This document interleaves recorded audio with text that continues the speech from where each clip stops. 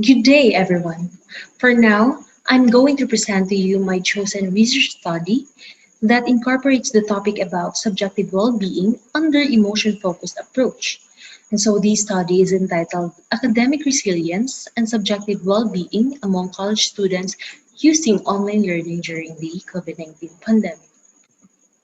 But before proceeding to the highlights of this presentation, let us first discuss about the background study of this research.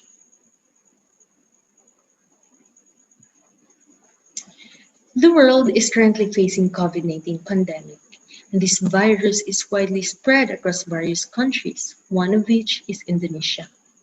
The government has introduced a number of initiatives to limit the spread since the beginning of the pandemic, and the citizens are encouraged to implement social and physical distancing, which is to keep a safe between individuals and to reduce unnecessary activities outside the home. This is now where the problem arose in this study. One of the sectors affected by this pandemic is the education sector, owing to the Ministry of Education and Culture, or also known as the Kementerian Pendidikan dan Kebudayaan of the Republic of Indonesia, instruction to higher education institutions to implement the study from home, or the SFH policy. This causes abrupt changes and considerable pressures on college students, both internally and externally, which might trigger negative emotions, including stress in undergoing study from home.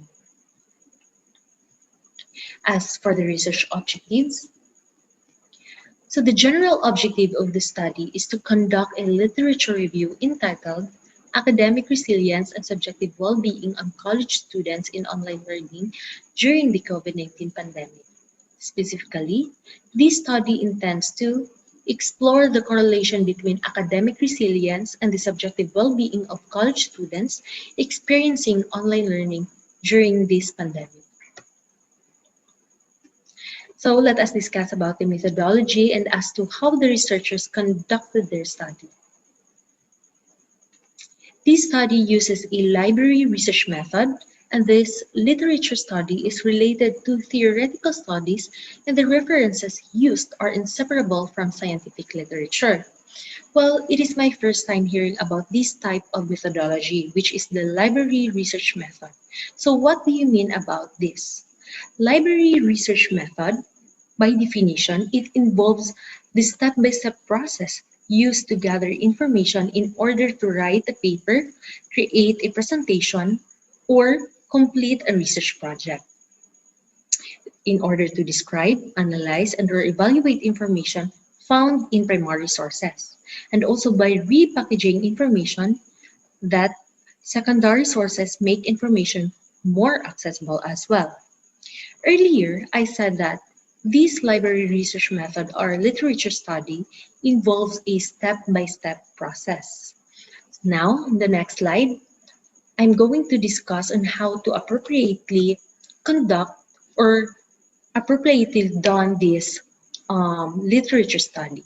So in the first stage, now the researchers should determine the topic and scope that will be the focus of the research, as well as determine the formulation of the problem and the goals to be achieved. In the second stage, the researcher should conduct a literature search process using keywords that are relevant to the research topic. For the third stage, writing process begins with the combining points of information from various literatures into one unified whole, and also find new evidence-based points that can become the findings of the analysis. And as for the last stage or the final step is to write an abstract and determine keywords.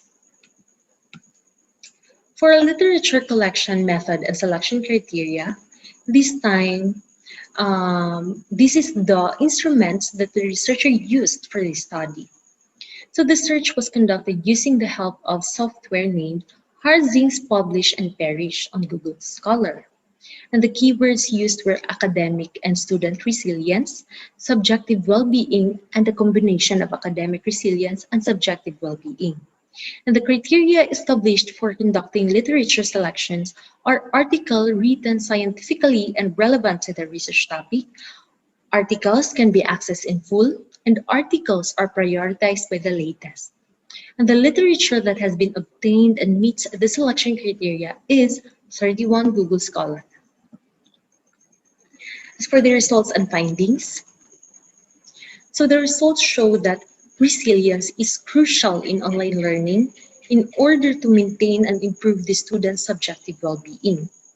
Thus, students with a high level of resilience tend to have a high level of subjective well-being as well, meaning that they are able to regulate their emotions better in addition to controlling internal pressure caused by online learning.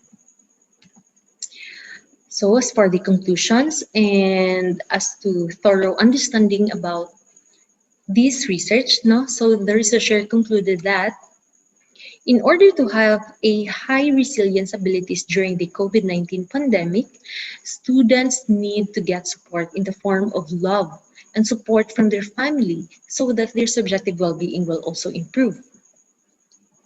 As for the recommendations, well, there were no further recommendations cited in this research paper study. And I'm using this link as the main reference for today's discussion.